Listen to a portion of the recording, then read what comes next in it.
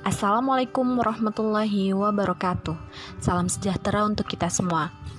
Wah, apa kabar nih teman-teman semua? Semoga selalu diberikan keberkahan dalam kesehatan ya. Apalagi di era pandemi saat ini, harus bisa jaga kesehatan dan patuhi protokol kesehatan. Karena bukan cuma kita yang harus menjaga diri, tapi kita juga berpengaruh besar untuk menjaga orang lain di sekeliling kita. Bersama saya Azara Deviana, kita luangkan waktu sebentar untuk mendengarkan podcast Ruang Kohati kali ini ya. Oke, karena tadi kita bahas tentang pandemi, kali ini saya akan membahas tentang isu-isu keperempuanan di era wabah COVID-19.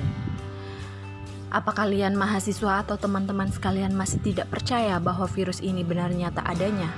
Apakah di antara kalian masih menganggap bahwa virus ini hanya sebuah pengalihan dari kasus-kasus yang ada di negeri ini?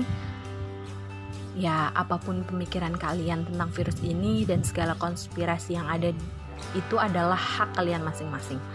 Namun, jangan jadi bodoh menggaungkan isu-isu tanpa bukti data yang nyata ya teman-teman. Terlepas dari itu, semua bukti bahwa COVID ini memiliki kemungkinan sekitar 0,66% yang terinfeksi akan meninggal dunia.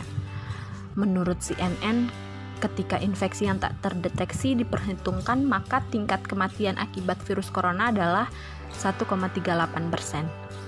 Pada awal Maret, Anthony Fauci, Direktur Institut Alergi dan Penyakit Menular Nasional Amerika Serikat, mengatakan bahwa jika dilakukan perhitungan matematika, maka angka sekitar 2%, namun dia menekankan bahwa jumlahnya bisa saja turun.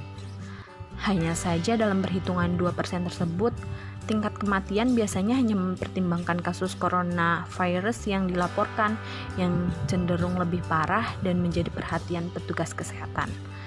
Kasus tanpa gejala atau kasus ringan mungkin tidak selalu dihitung. Dalam studi ini, para peneliti mencoba memperkirakan tingkat kematian akibat infeksi, yang sebenarnya dengan kata lain, penghitungan yang melibatkan semua orang yang terinfeksi, bukan hanya mereka yang cukup sakit untuk dites. Penelitian dilakukan dengan melihat bagaimana infeksi meluas di antara orang-orang yang dipulangkan ke negara asal mereka dalam penerbangan dari Wuhan, Cina.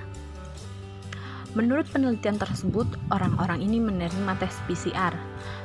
Para peneliti menggabungkan data tentang prevalensi infeksi dengan informasi publik tentang kasus dan kematian yang dilaporkan, memperkirakan tingkat kematian secara keseluruhan sekitar 2/3 dari 1%.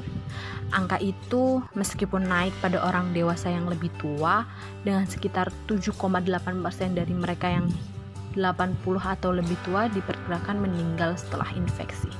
Kematian diperkirakan sangat jarang terjadi pada anak-anak di bawah 9 tahun, dengan tingkat kematian hanya 0,00161%. Nah, maka dari itu, kita harus tetap jaga kesehatan dan terapkan protokol kesehatan dengan ketat ya teman-teman. Wabah ini harus segera berlalu. Sudah cukup per 2 Maret tahun lalu, pertama kali Presiden mengumumkan bahwa warga negaranya terinfeksi virus corona. Sudah 1 tahun lebih Indonesia berjuang melawan coronavirus ini. Teman-teman pasti lelah kan dengan segala pembatasan-pembatasan yang terjadi saat ini. Apalagi saat ini sudah banyak istilah PSBB, PPKM, dan lain sebagainya. Teman-teman pasti capek kemana-mana harus memakai masker, apalagi perempuan tidak bisa terlihat cantik dengan riasan wajah yang mereka pakai, bukan itu saja sih sebenarnya. Pokoknya kita semua pasti capek dengan keadaan seperti ini yang banyak merugikan rakyat. Nah, fokus kali ini yaitu saya akan membahas tentang isu-isu yang terjadi di era wabah ini pada perempuan. Apa aja ya? Yuk simak, inilah beberapa isu yang dialami oleh perempuan di era pandemi coronavirus. Yang pertama tuh ada beban perempuan ibu rumah tangga atau ibu-ibu pekerja kantoran jadi 2 kali lebih berat saat wabah. Kenapa demikian? Karena perempuan yang bekerja di luar urusan domestik pasti bebannya 2 kali lebih berat, bahkan lebih. Apalagi banyak kantor-kantor menerapkan bekerja di rumah atau yang biasa kita sebut work from home. Untuk perempuan yang sekaligus seorang ibu dan istri pasti kerepotan dalam banyak hal. Contohnya saja saat melakukan pekerjaan kantor, dia pasti akan melakukan pemantauan kepada anak-anaknya yang belajar juga di rumah atau biasa disebut dengan daring. Belum lagi jika suaminya tidak bisa diajak kerjasama dalam urusan domestik, dia juga akan melakukan pekerjaan rumah seperti bersih-bersih, cuci baju, cuci piring, dan lain-lain. Beruntunglah jika terdapat pembagian tugas dalam menjalankan pekerjaan tersebut. Nah, perempuan selain mengurus anak juga harus melayani sang suami, bukan? Dilihat dari hal tersebut, angka kehamilan di era pandemi ini juga sangat meningkat drastis, kan? Jika kita melihat dari sisi ekonomis, dengan kejadian ini, secara otomatis pengeluaran akan membludak. Dari pengeluaran untuk bayar wifi, paketan, anak-anak yang harus siap sedia makanan saat tetap di rumah saja, kebutuhan jika tiba-tiba sang istri hamil, tidak terbayangkan kan jika kondisi ekonomi justru pas-pasan. Nah, yang kedua, relasi dan KDRT.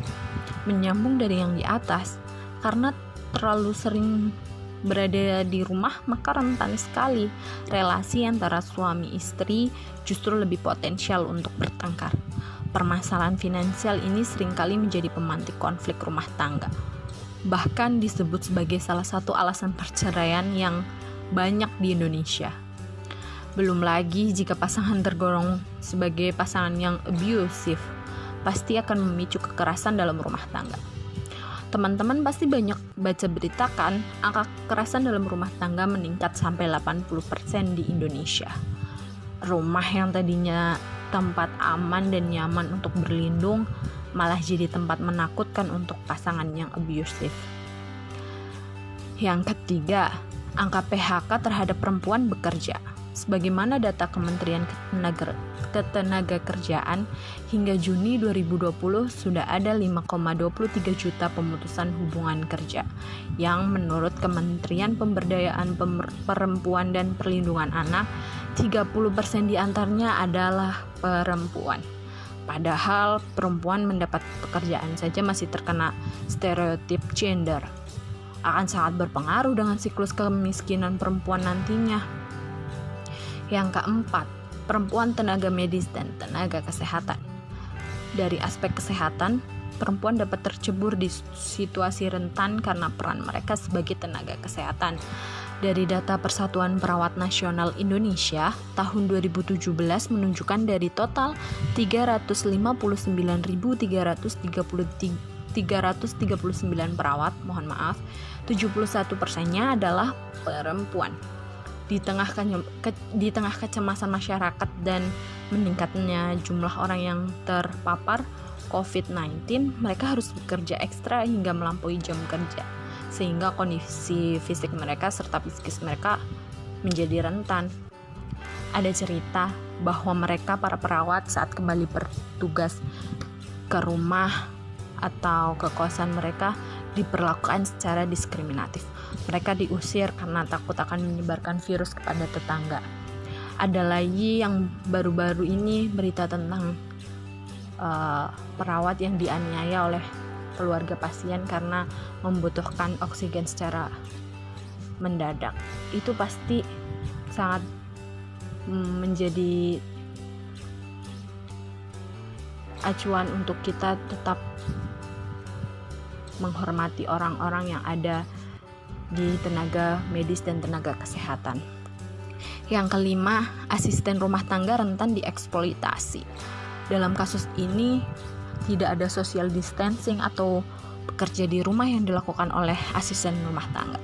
Padahal asisten rumah tangga itu justru lebih rentan terkena COVID karena selalu bertemu dengan majikan-majikan yang mungkin saja mereka telah berpergian jauh. Asisten rumah tangga juga tidak mendapatkan jaminan kesehatan seperti orang-orang yang bekerja di perkantoran atau perusahaan.